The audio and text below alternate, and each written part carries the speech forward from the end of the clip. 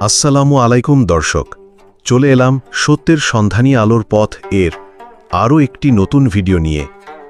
আজকে আমরা জানার চেষ্টা করব আল্লাহ কেন বরফ সৃষ্টি করেছিলেন, কুরআন, হাদিস ও বিজ্ঞানসম্মত বিশ্লেষণে কি বলা হয়েছে।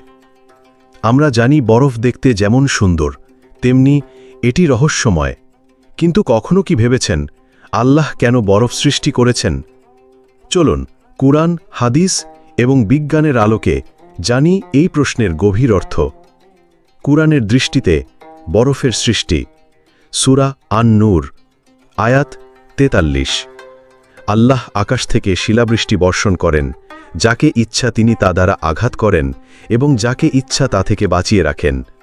সূরা আন-নূর 24-43।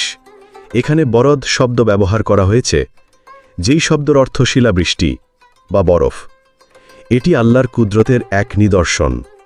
সূরা আন-নাহাল, আয়াত 10-11।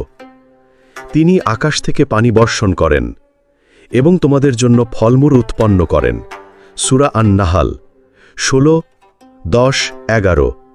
বরফ গলে পানি হয়, যা জমি সেচে শস্য ফলে। আল্লাহ তা মানবজাতির উপকারের জন্যই করেন। এবার জানা যাক হাদিসে বরফের তাৎপর্য কি। সহি মুসলিম, হাদিস 598। রাসূল সাল্লাল্লাহু আলাইহি ওয়াসাল্লাম দোয়া করতেন, হে আল্লাহ, আমাকে আমার পাপ থেকে এমনভাবে পবিত্র করো যেভাবে সাদা কাপড় ময়লা থেকে পরিষ্কার করা হয়। আমাকে পানি, বরফ ও কুয়াশা দ্বারা ধুয়ে দাও। বরফ ও কুয়াশা এখানে আত্মিক পবিত্রতার প্রতীক, যেটা প্রমাণ করে বরফ শুধু শীত নয়, রুহানিয়তের অংশ। চলুন বিজ্ঞানের দৃষ্টিতে বরফের প্রয়োজনীয়তা কি কি। 1. জলবায়ু নিয়ন্ত্রণ। বরফ সূর্যের আলো প্রতিফলিত করে, যার নাম অ্যালবিডো ইফেক্ট, ফলে পৃথিবী ঠান্ডা থাকে। 2. পানি সংরক্ষণ। পাহাড়ের বরফ গ্রীষ্মে ধীরে ধীরে গলে গিয়ে নদী, খাল ও জলাশয়ে পানি সরবরাহ করে। 3. জীব বৈচিত্র্য রক্ষা। আর্কটিক অঞ্চলে বহু প্রাণী বরফের নিচে বাস করে, বরফ না থাকলে তারা বিলুপ্ত হয়ে যেত।